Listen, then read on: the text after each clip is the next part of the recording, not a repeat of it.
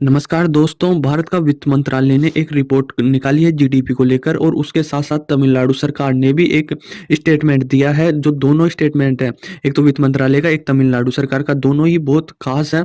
तो मैं पहले वित्त मंत्रालय की बात कर लेता हूँ कि उस रिपोर्ट में क्या कि उस रिपोर्ट में वित्त मंत्रालय ने बोला है कि भारत 2030 यानी 2030 तक भारत मतलब 7 ट्रिलियन की अर्थव्यवस्था हो जाएगा और ये लगातार ग्रोथ करता जाएगा। तो वित्त मंत्रालय ने तो यही स्टेटमेंट दिया है कि 2030 तक हमारा देश 7 ट्रिलियन की अर्थव्यवस्था हो जाएगा। उससे पहले हमारे नरेंद्र मोदी या कहीं रिपोर्ट आ चुकी है भारत की अर्थव्यवस्था को लेकर कि 2027 तक हम विश्व की तीसरी सबसे बड़ी अर्थव्यवस्था बन जाएँगे और यह हमारे नरेंद्र मोदी भी काफ़ी बार बोल चुके हैं, लाल किला से बोल चुके हैं और काफ़ी जो भी सभाएँ होती है, उनमें बोल चुके हैं कि ये मोदी की गारंटी है, रिपोर्टें आती रहेंगी, जाती रहेंगी, उससे मुझे कोई मतलब नहीं है। पर मैं आपको ये विश्वास देता हूँ कि 2027 तक हमारा जो देश का नाम है, वह टॉप 3 लिस्ट में होगा। मान लो तीसरे स्थान पे होगा विश्व में, हम तीसरी सबसे बड़ी इकोनॉमी होंगे। तो यह बार रिपोर्ट लगातार आती रहती है और इस बार हमारे वित्त मंत्रालय ने निकाली थी कि हम 2030 तक 60 ट्रिलियन की अर्थव्यवस्था हो जाएगी।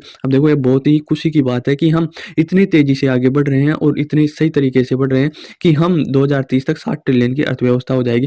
अब तमिलनाडु सरकार का क्या स्टेटमेंट आया, उन्होंने आया कि आपको देखा होगा कभी भाई, मोदी जी ने ये एम्स रखा है कि हम 2047 तक विकसित भारत बना के रहेंगे, हम 2047 तक विकसित भारत बन के रहेंगे। तो उसी के बीच में तमिलनाडु सरकार का स्टेटमेंट आया है कि हम 2047 तक हमारी राज्य की अर्थव्यवस्था है, उसको हम 2.6 यानी 2.6 ट्रिलियन की इकोनॉमी बना के रहेंगे और उसके साथ हमें कुछ चाहिए, वह हमें 9.23 लाख करोड़ का इन्वेस्टमेंट करने की आवश्यकता है। तो हमें जो 2047 तक ये अचीवमेंट, ये गोल रखा है कि 2.6 ट्रिलियन की अर्थव्यवस्था बनानी है, तो हमारे राज्य में 9.23 लाख करोड़ का निवेश भी होना चाहिए। अब देखो, ये 2 राज्य है ना, कई राज्य हैं, ये तो तमिलनाडु सरकार का ही अनाउंसमेंट है, स्टेटमेंट है कि हम इतना बना के रहेंगे। तो और भी हमारे देश के राज्य ना इस होड़ में लगे हुए हैं कि सबसे पहले 1 ट्रिलियन, 1 ट्रिलियन की अर्थव्यवस्था कौन करता, और इसमें होड़ में लगे हुए हैं। अब देखो, ये बहुत अच्छी बात है। पहले हमारे देश में क्या होता था, शासन के बारे में ही सोचते थे भाई, मुख्यमंत्री कौन बनेगा, राजनीति में उलझे रहते थे और कई मुद्दे फालतू के मुद्दे होते थे। और अब जाकर ये मतलब जो भी सरकारें हैं, जो भी हमारे देश के राजनेता हैं, वह बिल्कुल इकोनॉमी में सोच रहे हैं और ये बहुत अच्छी बात है। इससे हमारा देश बहुत आगे जाएगा और इस प्रकार की सोच होगी तो ही हमारा देश 2047 तक विकसित भारत बन पाएगा। अब देखो, यह 1 ट्रिलियन का लक्ष्य है ना, यह 3 राज्यों ने रखा और इन तीनों राज्यों में मतलब होड़ मच रही है कि पहले मैं करूँगा, 1 ट्रिलियन की पहले मैं करूँगा। तो ये बहुत अच्छी बात है।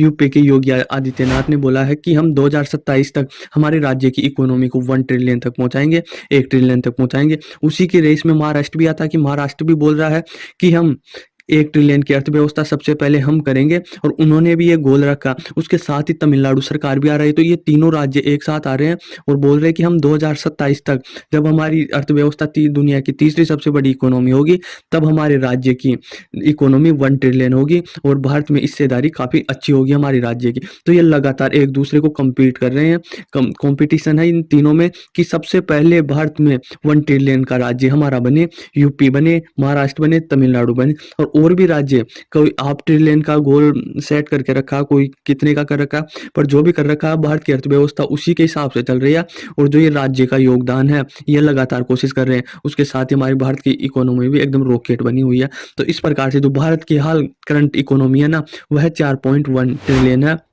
मतलब 4.1 ट्रिलियन है और उसको भी 2028 में ये बोला है, एक रिपोर्ट आई थी कि 2028 तक हम इसको 6 ट्रिलियन, मतलब राउंड फिगर में 5.9 है, तो हम 6 ट्रिलियन लगा लेते हैं कि 2028 तक इसको 6 ट्रिलियन बना देंगे। अब देखो, भारत जिस प्रकार से आगे बढ़ रहा है और भारत के प्रधानमंत्री या वित्त मंत्रालय ही नहीं बोल रहा, जितने भी एक्सपर्ट है ना, जो इस क्षेत्र में इकोनॉमी में अर्थव्यवस्था को वो करते हैं, पूरा स्टडी करते हैं, वह सारे ये बोल रहे हैं कि भारत अब विकसित भारत बनने से कोई नहीं रोक सकता और जो ये हमने पहले गोल रखे थे, भाई भारत ये कर लेगा, ये कर लेगा, हम उससे पहले ही वो गोल अचीव कर रखे हैं। तो उससे दुनिया को भी लगता है कि भारत अब रुकने वाला नहीं है और भारत में अब लगातार इन्वेस्टमेंट आ रहा। अब देखो, ये जीडीपी के मामले में तो हमें अभी तक 5वें स्थान पे है।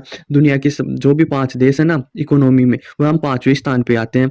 तो उसके आधार पर और एक दूसरे आधार पर भी जीडीपी को मापा जाता है पीपीपी, परचेजिंग पावर के अनुसार। तो उसके मामले में भारत तीसरे स्थान पे है। उसके मामले मतलब चाइना फर्स्ट स्थान पर पीपी भाई परचेजिंग पावर कि कितना तो वहाँ पर महंगाई है और कितना वहाँ पर खरीदते हैं लोग। तो उसके आधार पर जितनी महंगाई होगी उतने ही पैसे ज़्यादा जाएँगे और यदि हमारी मतलब भारत में कम महंगाई है, कम खर्च करते हैं तो यहाँ पर कमी महंगाई तो उसके आधार पर भी जीडीपी को मापा जाता है। तो उसके आधार पर चाइना फर्स्ट नंबर पे है। उसकी 35 ट्रिलियन इकोनॉमी है पीपीपी के आधार पर। दूसरे स्थान पर यूएसए आता है। यूएसए की 27 ट्रिलियन इकोनॉमी है। इसके साथ ही वो दूसरे स्थान पे आता है और भारत है जो पीपीपी के आधार पर वह मतलब 14 ट्रिलियन इकोनॉमी है और उसके साथ वो तीसरे स्थान पे आता है। अब देखो इसके आधार पर तो भारत की काफ़ी अच्छी स्थिति है क्योंकि भारत में महंगाई दर बहुत ही कम है और ऐसे यूएस में इनमें विकसित यूरोप में देखें तो उनमें काफ़ी ज़्यादा महंगाई है। तो इसको लेकर भी भारत काफ़ी अच्छी पोजीशन पे हाल फिलहाल तो। अब देखो भारत की इकोनॉमी में जो हिस्सेदारी देते हैं ना राज्य, इनकी बहुत बड़ी भूमिका होती है। तो इसके साथ ही जो यूपी है ना, तो हमारी व्यवस्था में यूपी 9.1 मतलब जो पूरी भारत की अर्थव्यवस्था है ना, 4.1 मतलब 4.1 अर्थव्यवस्था, उसमें यूपी का योगदान 9.1 है। उसके साथ ही गुजरात का योगदान 8.2 है और पश्चिम बंगाल का 5.5 है, कर्नाटक का 7.5 है। तो इस प्रकार से ये राज्य इन जितनी भी हमारी भारत की टोटल जीडीपी है, उनमें इतना योगदान ये देते हैं। अब देखो कौन सा राज्य की जीडीपी कितनी है अभी हाल फिलहाल में जो चल रही है। गोल तो इन्होंने सेट कर रखा है कि हम 2027 तक 1 ट्रिलियन हो जाएँगे, पर उसके आधार पर अभी करंट में इनकी जीडीपी कितनी है, तो मैं आपको बताऊँ कि अभी हाल फिलहाल तो महाराष्ट्र फर्स्ट नंबर पे है, जिसकी जीडीपी मतलब 430 बिलियन है अभी करंट, जो नॉर्वे की जीडीपी के बराबर है। और सेकंड नंबर पे आता है हमारे तमिलनाडु, उसकी जीडीपी है 297 बिलियन। अब देखो अभी करंट में तो काफी कम है, पर इनके जो गोल रखे हैं वो काफी ज्यादा है और जो तमिलनाडु की जीडीपी है फिनलैंड के बराबर है। उत्तर प्रदेश की जीडीपी की बात करें तो 240 बिलियन डॉलर है और ये न्यूजीलैंड की जो देश है उसकी जीडीपी के बराबर है। गुजरात की भी काफी अच्छी है, 230 बिलियन है और कर्नाटक की 228 है। पश्चिम बंगाल की 181 बिलियन डॉलर है और उसमें राजस्थान का आता तो राजस्थान का 140 बिलियन है। अपने अपने राज्य की देख लेना आप, उसके हिसाब से मैं बता देता हूँ। आंध्र प्रदेश की 140 है और केरल की 130 है और तेलंगाना की भी 130 बिलियन डॉलर है और मध्य प्रदेश की 120 है और उसके साथ ही दिल्ली है वह 110 बिलियन है और हरियाणा एक मतलब 100 बिलियन डॉलर के आसपास है। बिहार की भी 100 बिलियन है और जो पंजाब है, पंजाब की 72 बिलियन डॉलर है। तो आप बाकी देख लेना इसके हिसाब से कि इसमें पूरा लिस्ट दिया पूरे राज्य की। तो आप वीडियो रोक के देख सकते हो कि आपके राज्य की कितनी जीडीपी है। तो भारत मतलब आने वाले दिनों में जो एक गोल सेट कर रखा है कि 2027 में हमें तीसरे नंबर पे जाना, 2030 में हमें 60 ट्रिलियन बनना और जो राज्य ने गोल रख रखे हैं, आई होप ये पूरे हो और भारत की जीडीपी इसी तरह आगे बढ़ती रहे। तो आपको समझ में आया होगा और आज बजट भी आ रहा है तो उसका वीडियो भी मैं आपको डिटेलिंग में दे दूँगा। आई होप आपको समझ में आया होगा। धन्यवाद।